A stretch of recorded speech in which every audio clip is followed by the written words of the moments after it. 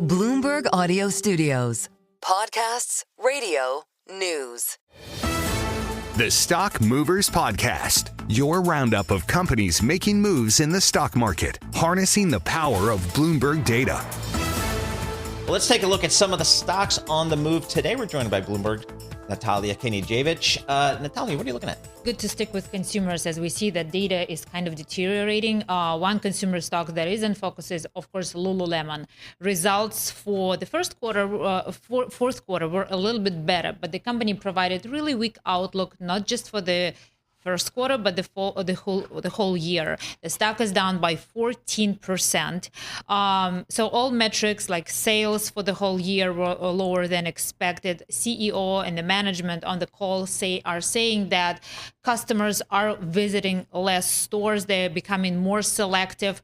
On the other side, the management is trying to work more closely with other groups of products. They are trying to expand their presence across sectors like golf, tennis, and running. So it is one of the stocks that is in focus. And of course, we saw a couple analyst downgrades based on those reports. It's interesting because when people think about Lululemon, they have such a strong customer base. Like they have really loyal following. People honestly sometimes view them as recession proof because people are so interested in their clothing. But we see shares of the company down 24% this year. Exactly. And China is actually still the strongest market, one of the strongest markets, I should say. So we will see how this story develops. Are you Lululemon people? I'm not. You're not? Same. I'm No? maybe Why? like very old and traditional. I still keep buying like Nike and like brands that I used to buy in the past. So Okay. yeah. They haven't gotten me yet. What else are you keeping an eye on? Yes. So, of course, U.S. Steel, Nippon. So we see that Nippon shares are moving down sharply, of course, on reports that the company is increasing its bid for investments in U.S. Steel. Now, some reports are saying that the company plans to invest $7 billion. This is much higher than a $2.7 billion initial offer. Of course, both companies are trying to secure the deal. We also know that Nippon executives are in Washington now, meeting with U.S. White House officials and trying to, again, secure approval for this deal. But we know that President Donald Trump said that he's opposed to this takeover, unless maybe Japanese company will just take a minority stake in the U.S. company. I mean, I don't know how to handicap this deal. I mean, I think it feels like if the U.S. government wants it to happen, it'll happen maybe because the economics are, I guess, there. But we have the Trump administration at this point still not supporting it, right? Exactly. But also, I feel now we are operating in an environment where macro factors matter so much more. Yes, we may see some initial reaction if this deal happens eventually in both stock prices. But now we know that macroeconomic environment, tariffs, they matter much more. And we will see how this plays out no matter, again, this deal happens or not. All right. You had a story out. Hedge funds scoop up cyclical stocks as tariff fears swirl.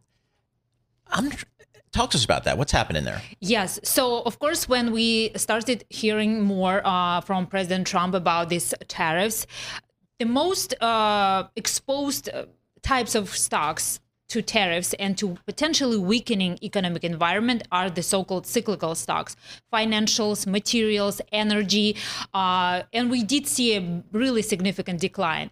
Now, when those stocks dropped to one of the most oversold levels we've seen in the past, we did see that fast money like hedge funds started buying those stocks. And maybe it's a tactical play, but some people are saying two things. Like, first of all, yes, it can be just a trade, not long-term investment, because you can buy those stocks at the cheaper levels. At the same time, some hedge funds watchers are saying, yes, Donald Trump is getting much more targeted in terms of his tariffs. And some of those stocks like financials, energy, will be less impacted. So this is a good deep buying opportunity for some fast money managers. So how are they thinking about this in comparison to some of those defensive names that you would typically expect them to go toward? Exactly. And on the opposite side, we do see that hedge funds are selling some of those defensive names. So basically, we track data on a weekly basis. We will see this week will also be really important. I will keep an eye on hedge funds prime brokerage data, and I'm happy to keep you posted, guys. All right. I'll tell you what I'm looking at today is CoreWeave, IPO price last night, $40 a share. A little bit of a play on AI. The deal was downsized, I would say materially, and arguably due to market conditions, maybe just some concern about the AI story, but they priced it at 40. It still has not yet opened here as of yet. It is indicated at a price of 50, which would be a nice pop on the open here. But this is an important, I think, a stock. It's just for the IPO market in general. And it's also for the kind of the AI story a little bit more specifically. Exactly. So we are keeping a very close eye on CoreWeave. In the beginning, when we learned about this filing, sentiment was really strong. People we spoke with were saying yes. And it happened just in the middle of this market turmoil. Mm-hmm. And people were saying, yes, when a company has really strong fundamentals like CoreWeave, they have really big clients, strong revenue flow, it doesn't matter. It can basically survive even if it files and opens in the middle of the market's route. Now we do see that the company has reduced, right, its size of this IPO. Potentially there is lower demand. And as you mentioned, we see more and more like kind of concerns about this AI play, AI infrastructure. The Stock Movers Podcast from Bloomberg Radio. Check back with us throughout the day for the latest roundup of companies making news on Wall Street.